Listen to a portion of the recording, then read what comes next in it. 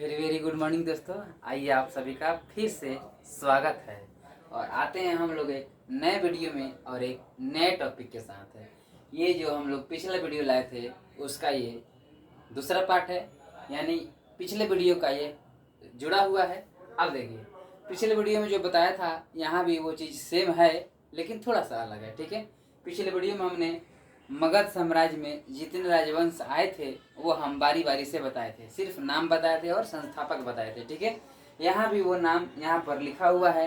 अब हम क्या करेंगे कि बारी बारी से सभी वंश को लेकर के वीडियो लाएंगे। ठीक है, चलिए तो हम लोग पहला वंश उठाए हुए हैं जिसका है वृद्धरथ वंश। ठीक है, तो वृद्धरथ वंश के बारे में हम लोग यहाँ 5 मिनट में जानेंगे और उसके बाद हम लोग अगले वीडियो में हर एक वंश के बारे में जानेंगे। ठीक है ना, तो चलिए देखते हैं।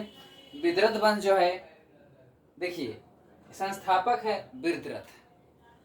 वृद्धरथ वंश का संस्थापक वृद्धरथ ही है। ठीक है ना, याद रखिएगा, वृद्धरथ वंश का संस्थापक वृद्धरथ ही है। ठीक है ना। अब देखिए, वृद्धरथ के बारे में आप लोग नहीं जानते होंगे, ठीक है ना, लेकिन एक उसका पुत्र है जिसको आप लोग जरूर जानते होंगे और वो है जरासंध। जरासंध को आप लोग बहुत भली भांति जानते हैं, जो कि महाभारत में दिखाया गया है। ठीक है ना, कृष्ण भीम की सहायता से उसको मरवा देते हैं और वो मल्ल युद्ध में मारा जाता है। ठीक है ना, उसी का जो पैर है वो चीड़ करके उल्टा फेंकने पर वो नहीं सटता है और सीधा फेंक रहे थे भीम तो वो सट जा रहा था। ठीक है, चलिए आगे बढ़ते हैं। तो वृद्धरथ वंश के संस्थापक वृद्धरथ था। ठीक है, और वृद्धरथ का पुत्र था जरासंध, जो कि वृद्धरथ वंश का सबसे प्रतापी राजा हुआ। ठीक है, आगे बढ़ते हैं।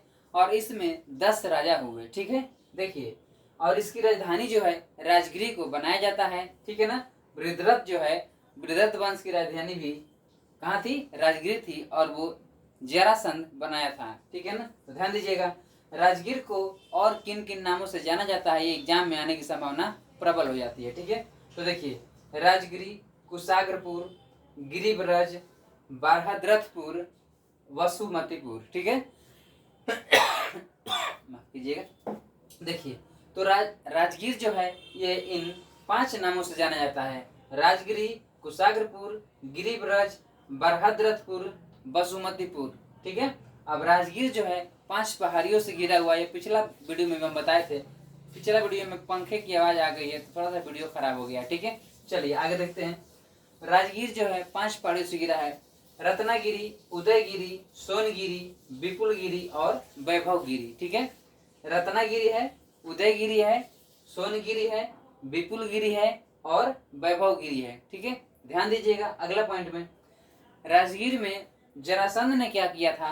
45 किलोमीटर का एक किला बंदी करवाया था, चारों तरफ से एक दीवार बनवाया था जिसको साइक्लोपियन दीवार कहा जाता है। ठीक है ना, साइक्लोपियन दीवार बनवाया था और उसको बनाने के लिए सुर्खी, चूना और राव, सुर्खी, चूना, राव के घोल से तैयार किया गया था उसके चट्टानों को सटाने के लिए। ठीक है ना, ध्यान दीजिएगा।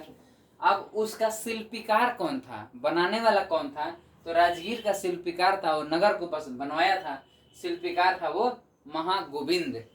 शिल्पीकार का नाम था महागोविंद। ठीक है, जरासंध की पुत्री 2 थी, आस्ती और प्राप्ति। दोनों का शादी जो है यह कंस से कर दिया था। हाँ, वही कंस, कृष्ण का मामा। ठीक है ना, ध्यान दीजिएगा। जरासंध की मृत्यु के बाद उसके पुत्र सहदेव को कृष्ण जी ने वहां का राजा घोषित किया था। ठीक है, ध्यान देंगे। फिर आते हैं, वृद्धरथ वंश का अंतिम शासक, अंतिम राजा रिपुंजय था। क्या नाम था अंतिम राजा का? नाम रिपुंजय था। ठीक है ना। अब देखिए, उस साइड लिखा हुआ है सभी वंश, फिर से क्रम से, जो पिछले वीडियो में भी थे। तो देखिए, पहला है वृद्धरथ वंश, दूसरा है हर्यक वंश और तीसरा है शिशुनाग वंश, चौथा है नंद वंश, फिर मौर्य वंश, फिर शुंग वंश और कण्व वंश, और उसके बाद लास्ट में आता है कुषाण वंश। तो हम बारी बारी से सभी वंशों के बारे में जो मुख्य मुख्य चीजें हैं वो आपको हम वीडियो के माध्यम से देते रहेंगे। तो आज के लिए इतना ही, मिलते हैं हम अगले वीडियो में जो कि हमारा हर्यक वंश का होगा। तब तक के लिए इसको नोट कीजिए और इसका रिवीजन कीजिए। धन्यवाद।